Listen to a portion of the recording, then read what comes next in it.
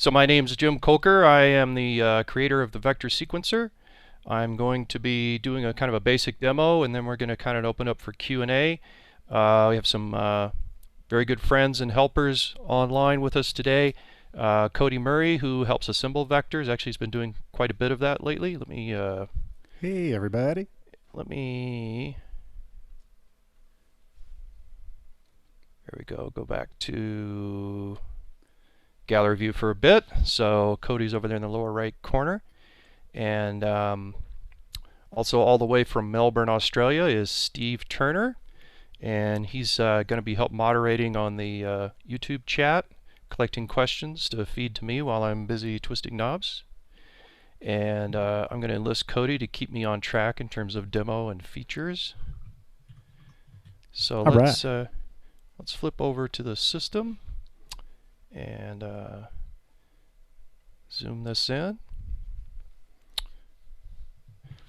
All right, so I'm going to start from zero. It's been a while since I've done a full demo, but we'll start with a basic overview of the vector.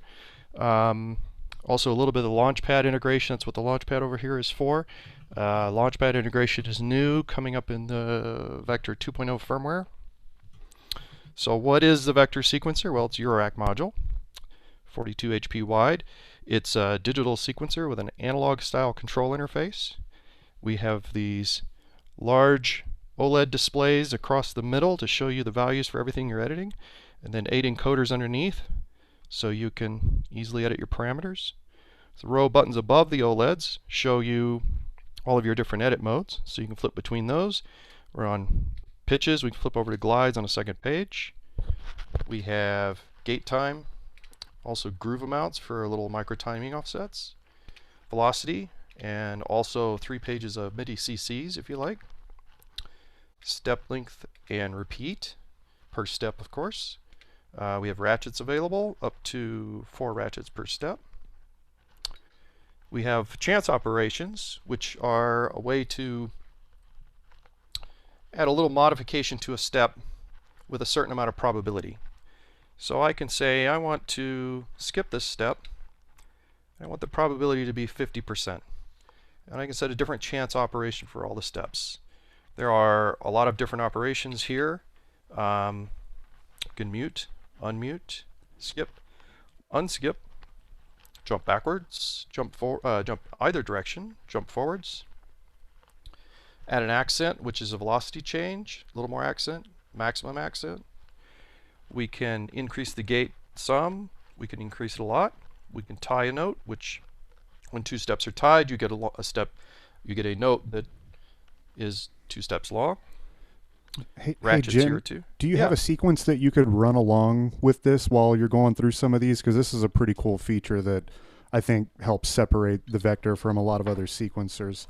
Sure. So Kind of. why don't we let me back up a little bit. I'm going to turn this off, and I'm just going to program a basic sequence. I'm going to do Shift Clear to erase this sequence. I'm going to start the sequencer and mute some other parts that were going earlier. So I'm going to turn on a gate. Got just a little bit of effect in the background. So I can adjust the pitch here. Nice little trick is I can hold down the Shift key and turn the encoder to bring it down an octave. Another neat little trick is if I get this back to, I can say go to gate, turn on all the steps by turning encoder 9. Same thing with pitch, I can shift everything up and down. Bring everything down an octave, Shift twist.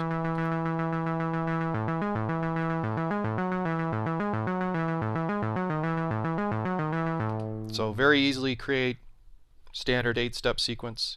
There's room for 16 steps on standard patterns. For this demo, I'll stick with 8-step sequences so it's easier to follow. You can also reformat a part for sequences that are 32 or 64 steps. So getting back to the chance ops page, I'm going to turn off some of these notes.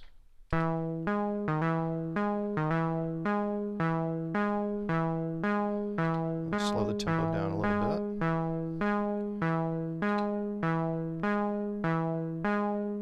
So in part 5, I'm going to set it to ratchet. I'm set the probability of 50%.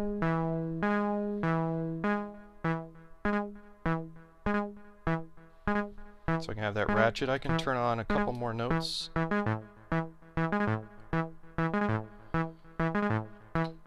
a chance op on step 4. I'm going to pick skip, which will basically remove it from the sequence.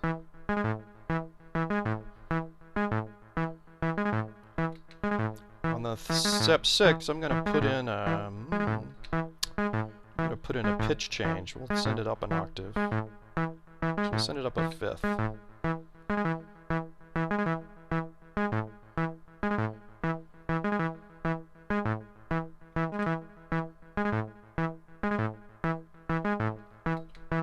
One of the really fun things you can do as well with chance ops is have the probability modulated from external as well. So probably not something to demo easily right now, but once you set up your chance operators, you can have an LFO or whatever you want externally affecting the probability that that particular chance element will occur or not, which is loads of fun. Yep. That comes in through the modulation inputs. So we'll get to that. One more thing I wanted to show about chance. Let me turn the probability back on for the ratchet step. So I can set the probability to 100%, and then I can set the pattern to only do it every odd pattern repeat, or it could be every fourth pattern repeat, and that's a good way to build fills when you're doing percussion patterns.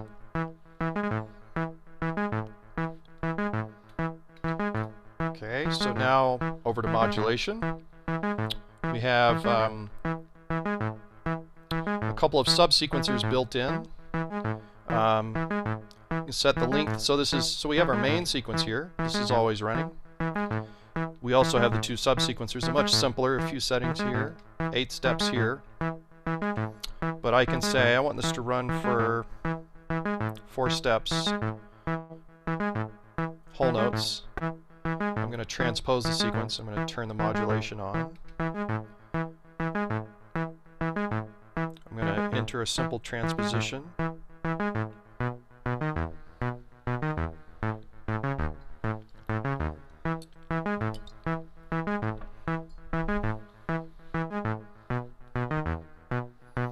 Of course, I don't have to be limited to, say, a straightforward chord change. I could say I want to make this 5 steps, and I'm going to run it at 16th notes, the same rate as my main sequence.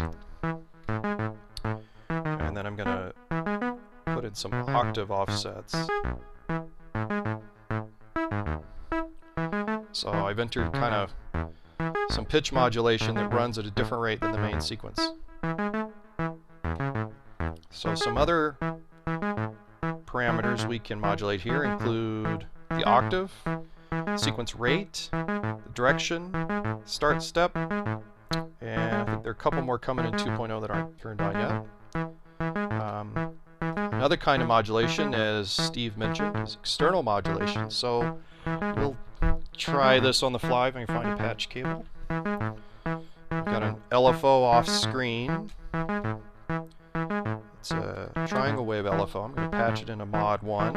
I'm going to turn EXD1, which is the first input. It's on gate right now. I'm going to turn it down to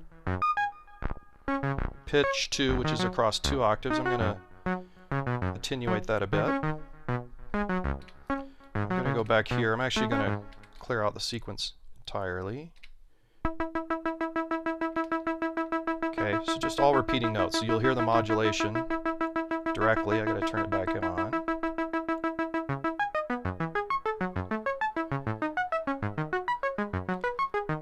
So all the pitch is being modulated externally. I can increase the rate of the LFO, get different types of pattern. And it's interesting because kind of a faster LFO gives you an LFO that runs a little bit faster than the sequence, gives you kind of a bit of a random pitch element.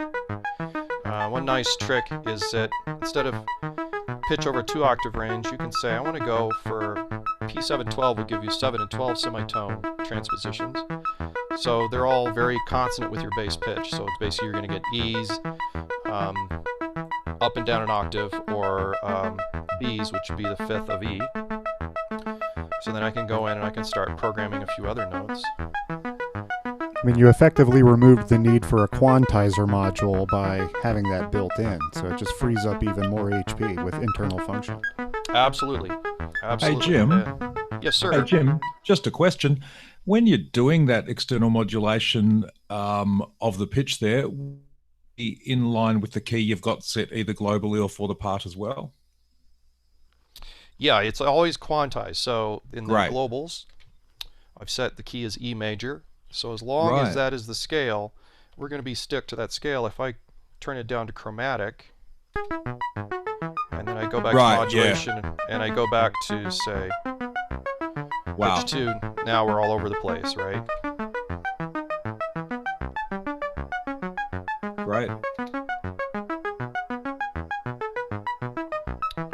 And I'll jump around a little bit. For those of you who are, we'll save that at octave, interested in working off of a normal pitch grid, something new coming up in version 2 are pretty good support for microtuning. Right now this part is set to be tuned to normal, and a couple of interesting options. If you don't like working in note names, you can now work in MIDI note numbers. Let that run. Right? Or you can work in voltage ranges, which gets you out of a normal equal temperament scale to begin with. But this is also useful for if you want to dedicate a sequence part for modulation and you want to have relatively accurate modulation output values. And then we start to get into the fun stuff. So we have several equal temperament scales. So these take the octave and divide them into a number of steps with an equal amount of tuning and sense between them. So 12 tones per octave, or a 12-tone equal temperament, is standard tuning for most Western music. We've got 13 tones, 14, 15, 16, 19, 24, and 31, which is actually kind of my new favorite just because it's, I don't know, it's just a lot of fun to work with because it sounds different, but it doesn't really sound, it just sounds different, but still kind of in tune with itself in an interesting way.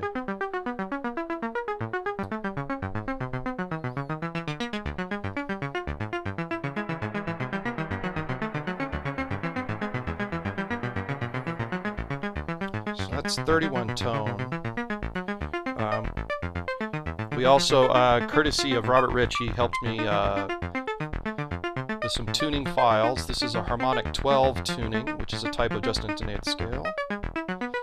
This is Harmonic 60, which is a harmonic series, which you need a keyboard to kind of demonstrate properly, but it's an interesting scale. Just intonated scale variation here. Lat 3.5 I know is another just intonated scale. Lat 3.7. Mean tone tuning. Other Music 7 is an equal temperament tuning. Parch's infamous 43 tones per scale per octave tuning. This scale is a combination of P-Log and Slendro tunings for gamelons. I don't have the system quite hooked up for it, but that'd be good to use with the Surface.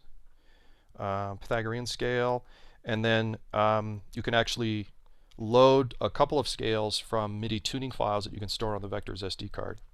So that's a big new thing in 2.0, or support for alternate tuning. So if you want to work with regular note names, you have that. If you want to work outside that range, we have that as well. And also a nice little side effect is that when you're working with, say, one of these just intonated scales, the Vector will automatically adjust the scale for the key that you've chosen. So if you're in E major, the scale tuning for lat 3/5, E in that tuning will match E in a standard tuning. So if you're playing with someone else, you can kind of play in the same key but with a slightly different tuning. Okay, so we were on, so that was pitch modulation. We kind of got into that digression. So we have external modulation. We have two modulations you can set up. You can run both modulations off the same mod input or from the two different ones. And this is per part, which now is probably a good time for me to mention. The Vector has 8 parts available, and if you tuned in earlier and heard me playing this kind of ambient piece, I had several parts running, and I can mute them, and let me unmute some of them from the mixer.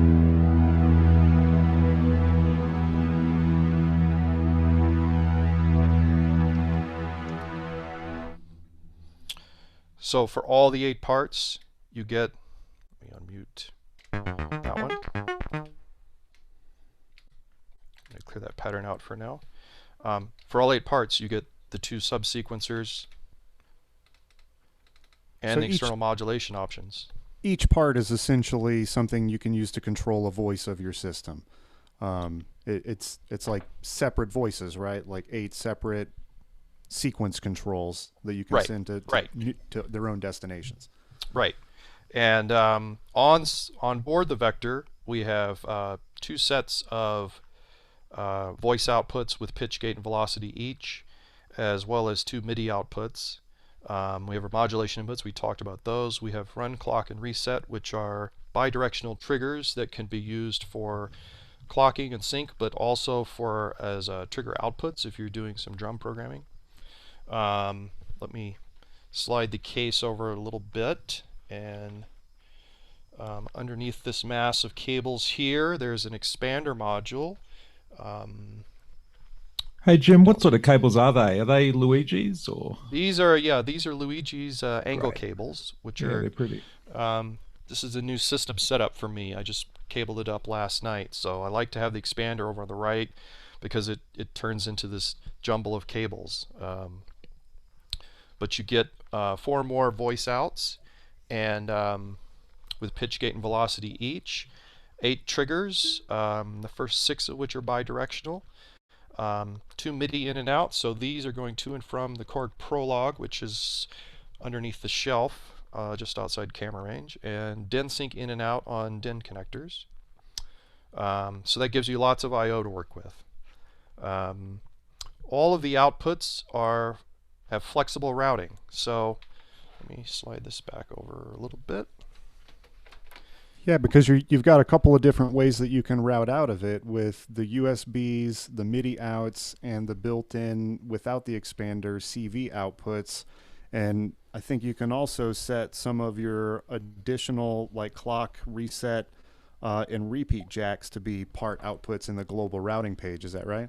Yeah, that's right. So if I'm anywhere in one of my edit modes and I hit global, I've got 3 main sections here, and I use the next button to get to them. So we got our general settings down here, and I can turn them down. There are multiple settings. We'll get to those later. Next section over is for parts, for formatting parts, setting their length. Third section is all routing. So you can actually see already I've got part 1, pitch, gate, velocity 1 are set to part 1. Sorry, that's pitch, gate, and velocity 1. Pitch, gate, and velocity 2 are actually, the pitch and gate are set to part 1 because I have pitch and gate for those routed to the beehive, hiding under a few cables over here, and I double that up with the mini-mod oscillator on part 1. And so that way I can have 2 oscillators that way when I want, but if I want to run the beehive as a separate part, I can set it to the default mapping, which is pitch, gate, velocity 2, go to part 2. And then similarly on the expander routings, parts 5 and 6, I actually have the gate and velocity for both set to be part 8, and that should be voice 1. Part 8 is a drum part, so I'll show that in a minute, but we've set it to be voice 1 on the drum part here and voice 3 on the drum part here. Voice 1 goes to the surface, and voice 3 goes to the crucible. So I'm basically using the surface as a bass drum, and of course the crucible for hats. And one of the great things with that routing too you can do is, if you're not using the pitch out for a part or any of the others, you can use that as a modulator for something else as well. So you can actually modulate back into the vector using some of that as well, which is good fun. Yeah, and that's where those the voltage output tunings come out well, right? So if you're using a part just as a modulation source, let's say I'll go to part 4, which I don't think I'm using, and I set the tuning to be plus or minus 3. So when I'm editing these quote pitch values here, I get voltage readouts, and then I can route the pitch 4 part off the expander somewhere and basically just use it as a stepped modulator. Okay, so continuing on, let me go back to part 1. The yellow button here is for sequence control. These are single parameters that control how the sequence for this part is running. We can set the start and the length, and as I mentioned, the default is 8, but we can go up to 16. And if we've reformatted the part to be a longer sequence, it goes up to 32 or 64. The only downside of the longer sequences is you get fewer presets. So we'll get to presets in a minute. We have the direction, so forward, backward, alternating modes, and random. We have a built-in reset, which I sometimes call hard sync. It basically, the sequence will normally reset at the end. But if you're doing something usual, you're running at 11 steps, you can say set reset to 4, and then it will reset every 4 beats. Actually, probably, yeah, it'd be interesting. Let's try that real quick. So I'm going to go in, I'm going to turn all the gates on.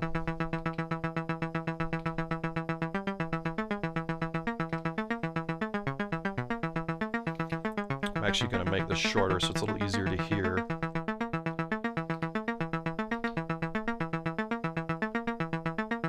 So yeah, you can see the reset coming in every bar, basically. And you can sit here and mess with the sequence length. Indeed, you can modulate this from a subsequencer. And that's incredibly cool for drum parts too. You get a really nice beat reset going on. It's just listen to it for hours. So there's reset for you. Next we have sequence rate and mode. So all the standard mode here is for MDV, for musical division. So you get all the standard stuff, right? So 8th notes, 16th notes, 32nd up to 64, and then all the way on the slow end to 32 whole notes. And also, if you're watching on the other OLED, you can see that as I change the rate, it will recalculate the length of the sequence, and it'll generate a little UI bug. If I want to, I can hold down the Shift key and I can turn this knob, and it will jump in doubles and halves, right? So if I'm at 8th and I want to go right to 16th, I hold Shift and turn it, goes right to 16th and skips over the triplet and dotted 16th values. There are several modes, so I'm going to start the sequence again.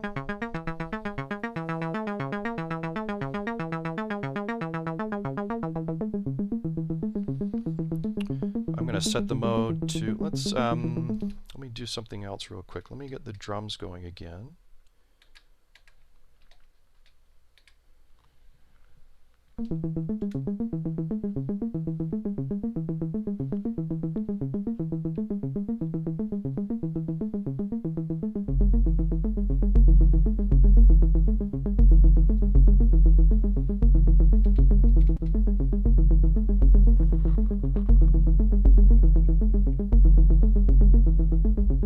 So with those drum parts, you can do multiple drum triggers per part that's assigned as a drum part. Correct. So you've got basically a kick and a snare drum pattern happening from one part, I presume? Just the kick for now. I had a kick and a hat, and I changed the routing, and I'm losing my hat, so we'll just go with the kick for now. I just want a tempo bass when I start messing with the modes here. So the next version up from MDV is percent, which is percent of a beat. So slower is faster.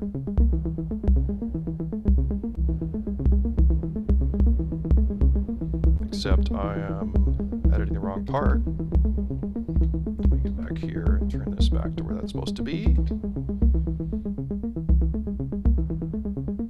There we go.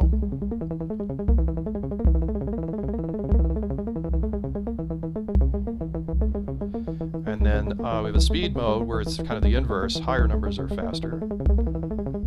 So each kind of covers a different range of spread. And then we have three modes actually for crossfade, and the way these work is crossfade X16 crossfades between 30-second notes at the fastest and 1/8 notes at the slowest. So if I speed this up, you get 100 steps, so that's 30-second notes. And I can slow it down. When I get to 0, I'll be back at 16ths. And slow it down some more, and we'll move down towards 1/8 notes.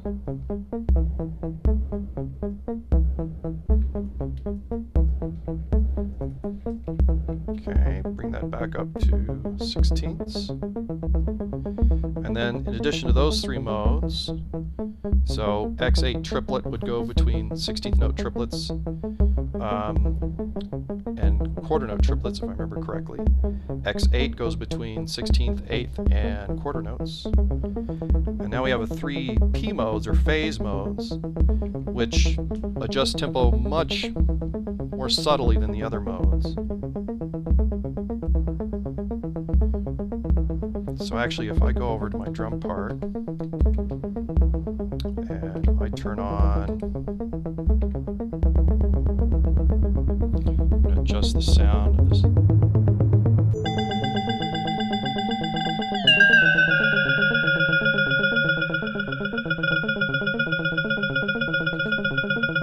back to part 1.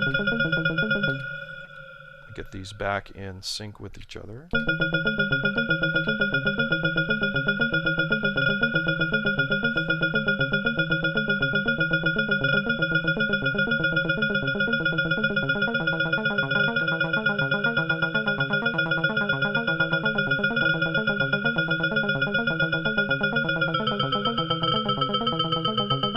So now they're slowly going in and out of phase with each other.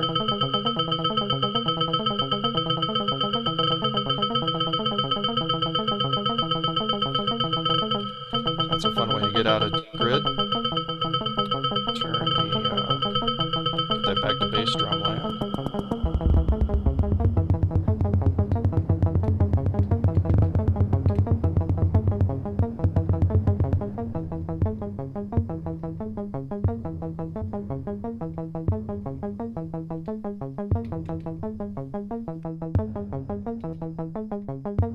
And then the last few modes are fractional modes. You get everything from 1/1 up to 16/16.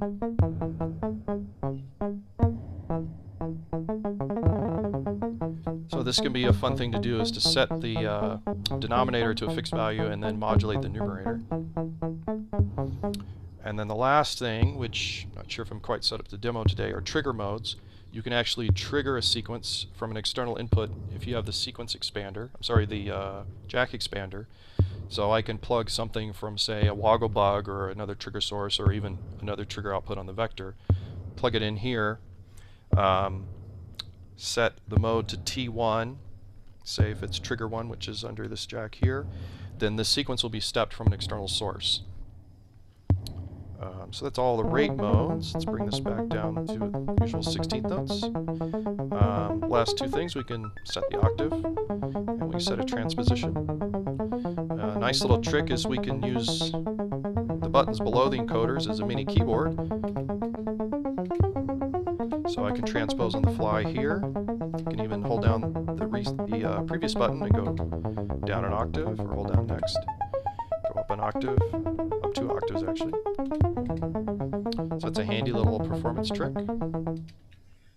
And that remains quantized as well, it's worth mentioning, so loads of fun. Yes, yes.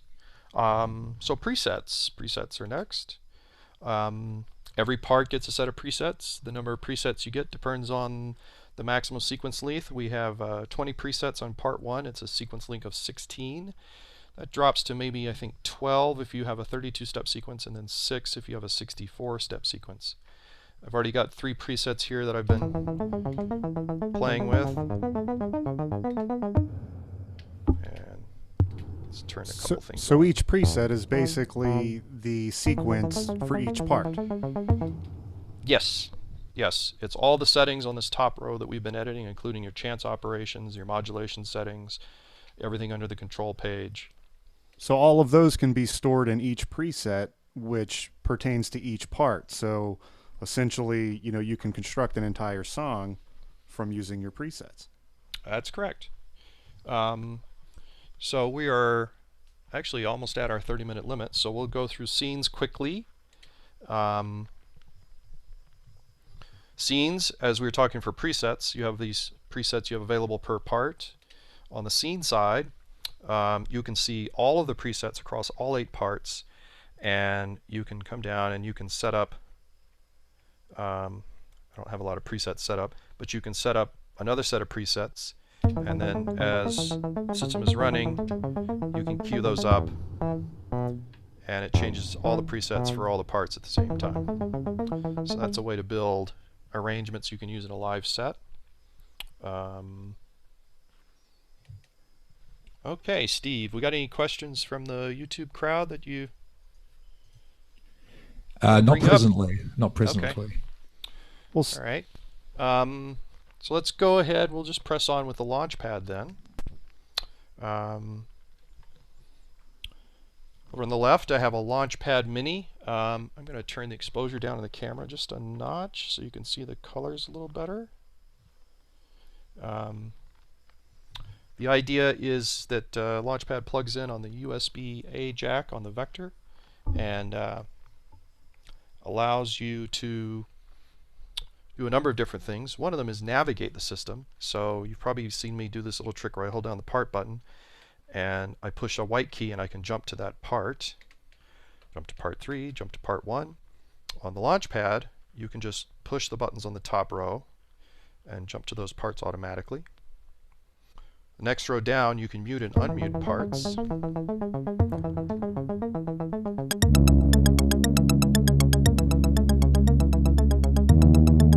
So I can bring in parts, mute them and unmute them. That's great. So it basically adds even more interactive control over the Vector. So it kind of frees a hand up to operate the Vector and create more patterns while you can still perform and mix them up and play around with them. Yes. Live. That's great.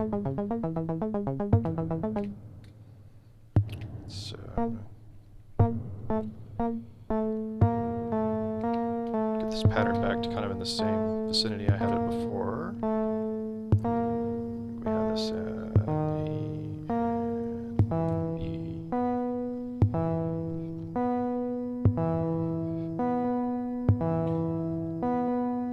So you can see that. Yes. That second row there that Jim just interacted with is your mute and unmute. So that sounds really nice. The green pads are the active ones. The red are the muted. Yeah, so in addition to the presets and scenes like you were mentioning, just having a preset playing with all the parts going at once, you can mute and unmute them and have an evolving set just on one layer of presets. That makes it have a really dynamic interactive appeal to me. And extending on that, you can mute the voices within a drum part or within a chord. Yep. So if you have a 4-note chord, you could introduce the root note and then, as you go, unmute the other notes as well and really develop that evolving thing you were talking about, Cody.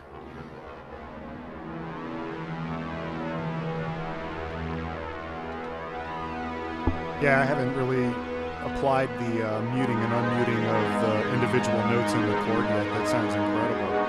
Yeah, it works great. Kind of lets you play through a piano roll or something just by using the mutes and unmutes.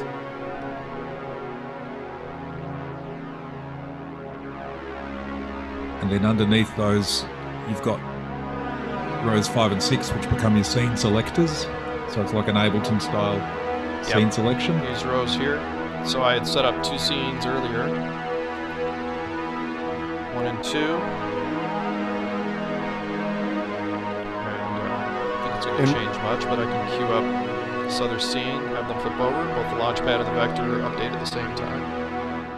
And I was going to mention in reference to Ableton, launching a scene here is similar to launching a master scene in Ableton.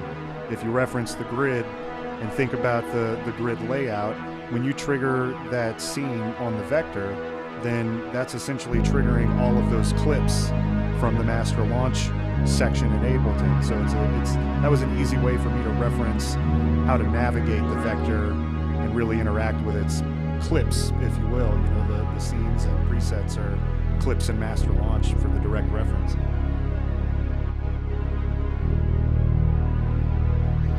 That is correct. The bottom row here, let me stop the sequence for a second. So chords real quickly. It's another part type. Part 7 is my chord part. There is a dual cursor mode, so when the cursor is a gray bar, it allows you to edit the chord values. And if you push the cursor, now you are editing all those steps at once, which I don't want to change this pattern too much. I'm going to snapshot that preset, and I'm going to go ahead and erase it. And I'm going to turn on record mode, step, and we'll use the launch pad this time. This other sequence I programmed earlier I did from the prologue, which is off camera. But we're going to do a step mode program from the launch pad, which has a keyboard mode. You get 4 octaves. And I can go to the pitch page, and I can say, have to remember which notes are, there we go. And we'll get the other E below that. Okay, so there's an E major chord. Let's see, we'll go with F sharp, E, and C, and we'll go to F sharp above. So if you're watching Jim enter those notes, you can see that. Can you just press 2 notes, please, Jim, and then add the other 2 slowly afterwards? Yeah, so we'll go, there's 1, so that's the bass tone. The next one I press will be added in. Yep. I can release that, change it to another one, and then add in a third, and it'll keep them sorted. So if I go by and I press this one down here, it pushes the other notes up. So for as long as you're holding a pad down, it's going to edit that step. And when you release all the pads, it moves to the next step. It's really quite fun way of entering chords. Absolutely. So let's just go with the 3-step one for now. I'm going to change the length of the sequence to 3 steps. Where it's 16th notes, I'm going to slow that down to whole notes. And we'll start our sequence again.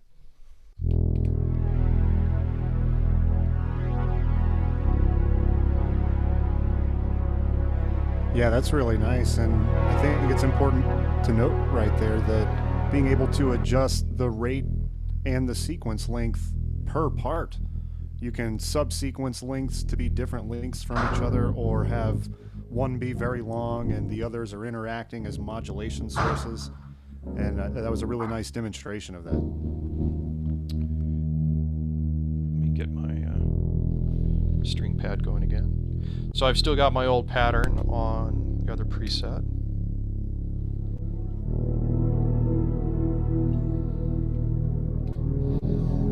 So yeah, the way I came up with this chord progression is I basically just sat down and played it on the keyboard until I had kind of the chords I wanted, and then entered them with step record on this. Really pretty handy. People have been asking for that quite a bit.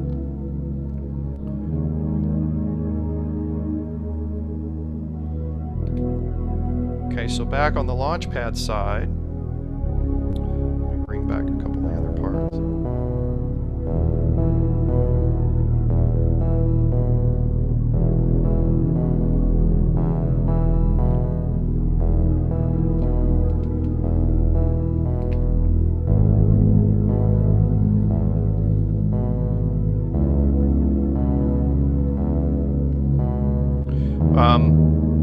Row Windows 7 on the launch pad gives you access to something called the dashboard, which allows you to edit one parameter across all 8 parts. And probably for what we're doing now, transpose would be the most useful, so I can move my melody part up by 5 semitones. We'll go up to 7. Move our chord up 7 semitones. Move the bass down 3 semitones, which actually is here. Part 8 is drums, not much point transposing that. So this is an interesting performance trick to be able to edit the same parameter across all 8 parts at once. It's worth noting too that Jim's using a MIDI out to the Prologue, I believe, right now.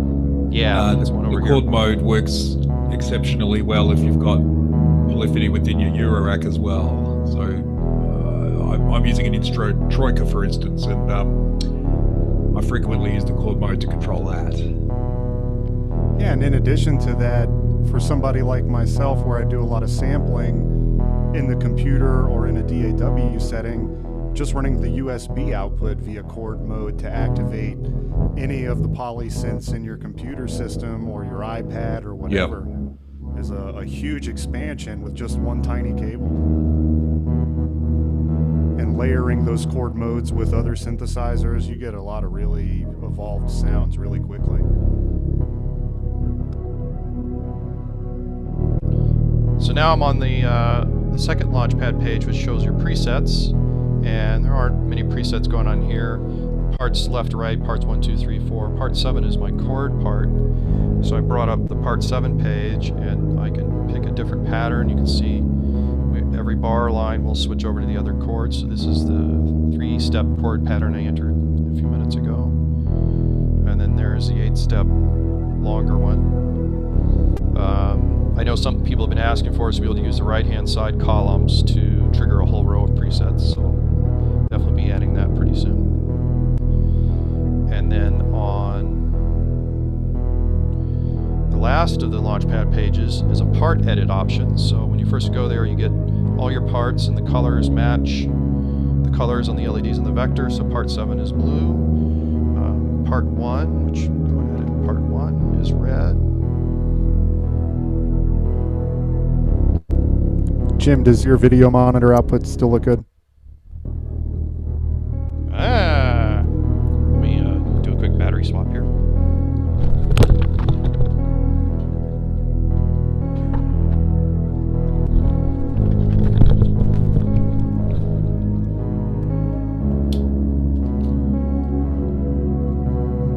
Have that going in a second.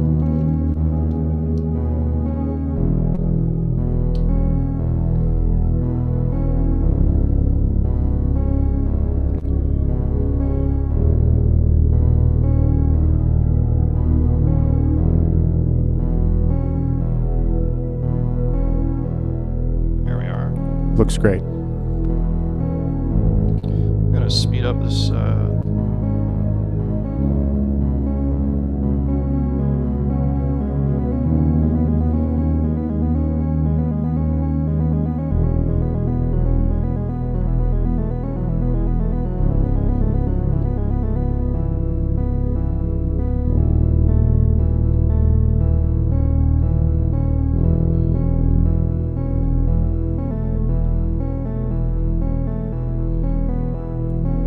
So the way this works is the top row, you select an octave to work in. The bottom 7 rows are the 7 tones of the scale you're in. So let me get the pitch page up so you can see all of them. Those are all your E's. And you're not just limited to the Launchpad Pro, right? Like there's a bunch of models that are supported, so if you got one lying around, it'll likely work with it, right? Well, we're going to support all of the current models. So this is the Launchpad Mini Mark III, which is great. It's a great convenient size for your rack. The Pro Mark III, the Launchpad X, and also the Launchpad Mark II, which is a full-size Launchpad with it's not pressure sensitive. But probably the most popular one among people I've talked to is the Mini Mark III. Yeah, it's just the right size for that Euro height. Yeah. So I can punch in notes here. It's just a different editing interface than what's available on the Vector.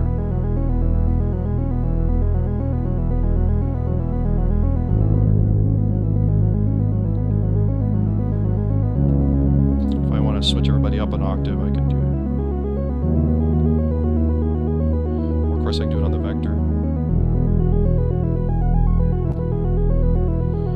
Sometimes it's fun to pick out just a couple notes. What synth voice is that you're manipulating, Jim? We've got mini mod VCO going into an SEM filter, and there's also a little bit of the Beehive, which is a Platt's clone. Sounds nice. And then there's a little bit of Magneto in there too. The bass line is a full mini mod voice that's off camera. Well, and it makes it very appealing that just going through the sketch of the process, sketching out the sequence is an appeal for a live manipulation setting. You know, you're quantized in key, so whatever you determine is your scale is the notes that you can jam in and out of. Like, that makes it very appealing for kind of improvising something. Correct. Okay, so I'm going to go in now and edit a drum voice.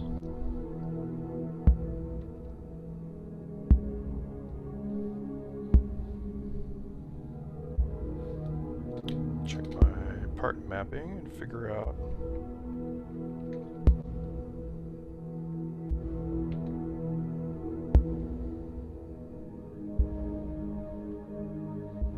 where my crucible went.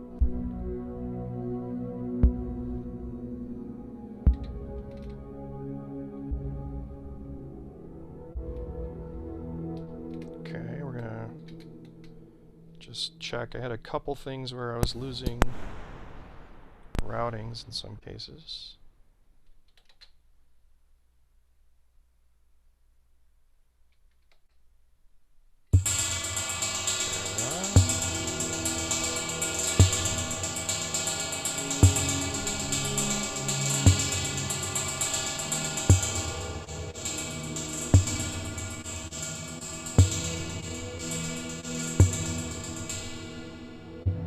So I only have 2 percussion parts set up right now.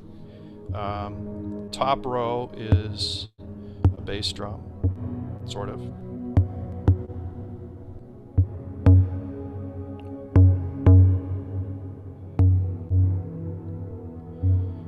Part 2 would be on the next 2 rows. I don't have anything mapped out yet. Part 3 is the crucible, so I can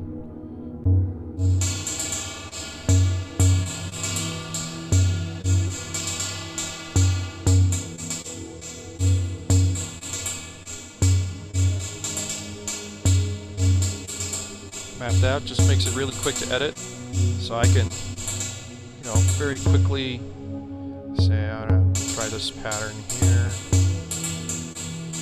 or we can try doing that kind of a pattern, or invert that pattern, or... So right now you're controlling both of those drum voices from just one drum part. That's correct. It seems like a lot of other things that I've encountered out in the wild, you know, you might have a sequence part for your hat, a sequence part for your bass drum sound or a sample, and right now it's only half of the capability of what one drum part could actually do. And you can have up to 4 drum parts, I think effectively having 16 different lanes of drum outputs. That's correct. I mean, sometimes there's a part, particularly tempting with the Surface, is to treat it as a pitched part and just program it on one of the main parts. Depends on, for me, how I'm writing. You should ask Steve, because Steve, I know, uses a lot of drum parts. And yeah, so one thing I'll do is I'll use the drum part to, say, trigger 4 or 8 lanes of my assimilator. But then I'll take a pitch or other output from the vector and use that to modulate the drum parts. So I'll stick with the drum parts and triggering from those, but then I'll take a pitch out that I'm not using somewhere else, and I'll use that to whatever I want, move the kick drum around so it becomes a bass line or whatever else to it. It's just really neat. Yeah. And how many drum parts or drum sounds would you typically use in a project? So I'll generally program up to 8, but I don't use 8 that often, because once you add modulation and all of that stuff, I find just when I'm writing a piece of music that a rhythm part of 4 to 6 sounds plus modulation is usually pretty dense. Yeah. Depending on the thing you're making. Like you're doing right now, sometimes 2 sounds is enough. Yeah. But generally my basic project will be 4 monophonic parts, or up to 4, not always in use, 1 or 2 chord parts, and usually 2 drum parts configured just in case I need them. And then I'll have the modulations coming in from some external sources, and just go to town with that.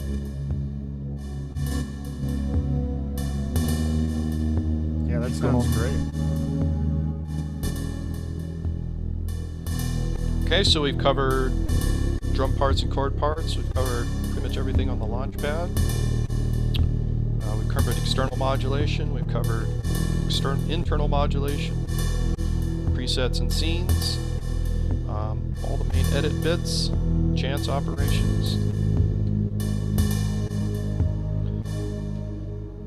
So I think we'll wind down unless we have any particular questions, but I'll stay online for a while if someone wants to jump in and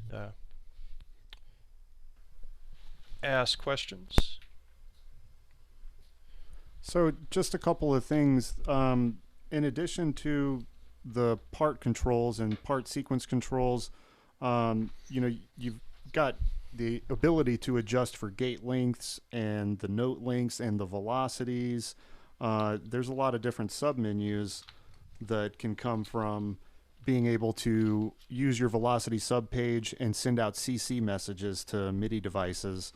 I know some folks might be more interested in seeing some of the things that it can do with the MIDI inputs and outputs and those flexibilities.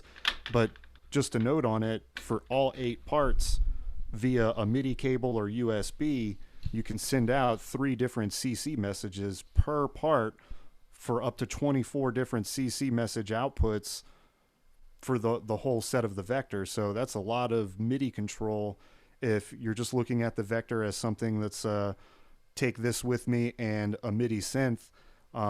You got a whole show worth of parameters just in 2 small boxes, or a small drum machine and a MIDI synthesizer, or just the vector in Ableton Live is enough, depending on what you're interested in doing with it.